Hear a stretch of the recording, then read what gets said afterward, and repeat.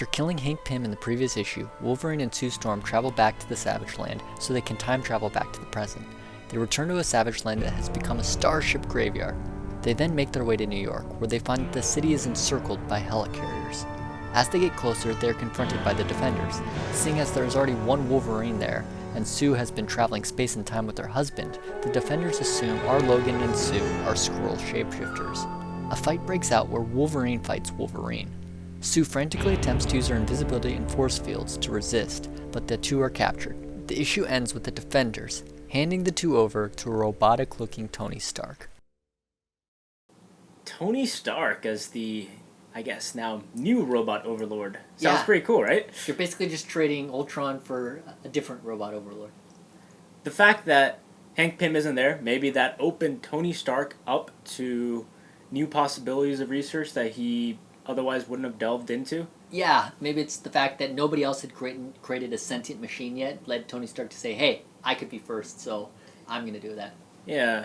I mean, he has, like, a variety of different robots up there with him, and just the way he controls them all, it's so reminiscent of the Ultron Sentries. Yeah, and even the Defenders seem to be wary of calling in Tony Stark. It seems that he's almost replaced S.H.I.E.L.D. in this world, because when they first land back in the Savage Land, you see those Stark guards. And, they're not S.H.I.E.L.D. agents, they're Stark guards. But they're basically S.H.I.E.L.D. agents. Exactly. And so maybe Tony Stark is either running S.H.I.E.L.D. or maybe it's just been contracted out to his company.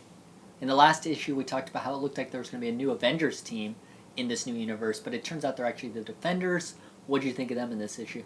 I find it funny that just because, I guess, there's Doctor Strange, it's got to be the Defenders. But it was just kind of cool seeing the subtle differences between the characters that we see in the normal universe and this universe. Some of the key ones were Janet was now Captain Marvel. And Scott Summers is on the team because Janet calls him Scotty, but in the roster at the end, he goes by the handle Cable.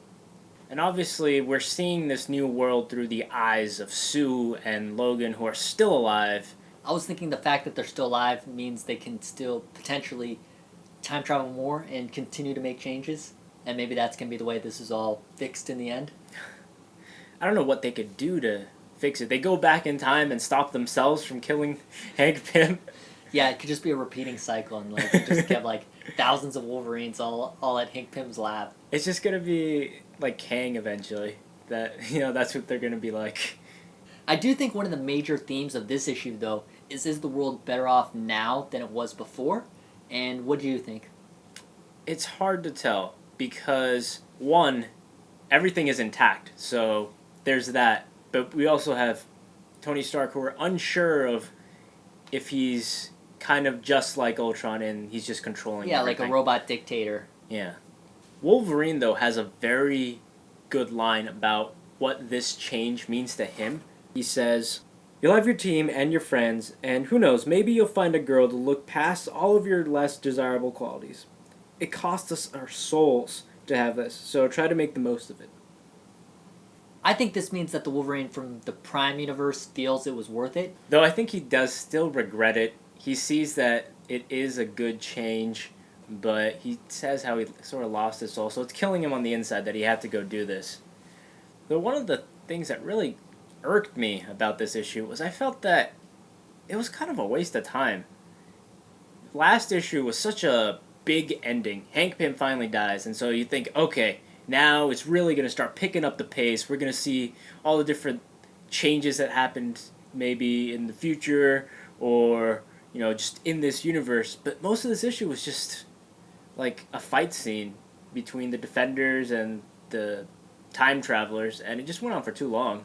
I agree. You really could have just shown that there's now these Defenders which are different than the Avengers, and Tony Stark is now sort of a robot overlord. That takes far fewer pages than were dedicated to it. Yeah, and they even had this ridiculous fight scene in the Savage Land with a dinosaur, which I think served no purpose. Yeah, I mean, we already know that Sue Storm can create force fields, so why do we need to see more of that? Yeah, Susan Storm is adept at doing combat. Yay. I feel like for issue 7, That means there's only 3 issues left, and there's still so much left to do. It's got to be so incredibly fast-paced from here on out. I mean, there's just so much more to cover. We haven't seen Ultron, for God's sake. It's 7 issues into the Age of Ultron. You were bitching about this 2 issues in. They just seem to be switching up who the main characters are. Like in the first issue, it was all about like Hawkeye and maybe Spider-Man. Yeah. And then all of a sudden it shifted maybe to Black Widow being important.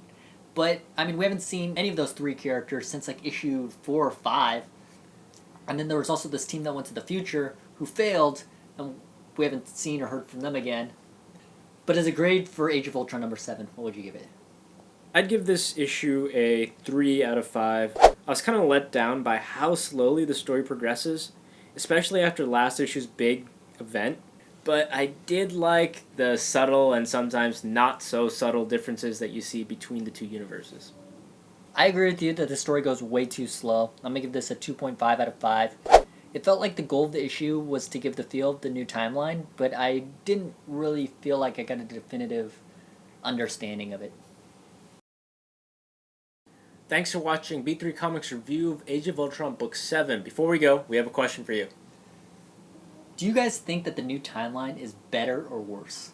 Leave your thoughts in the comments below, and like always, if you like what you see, give us a thumbs up.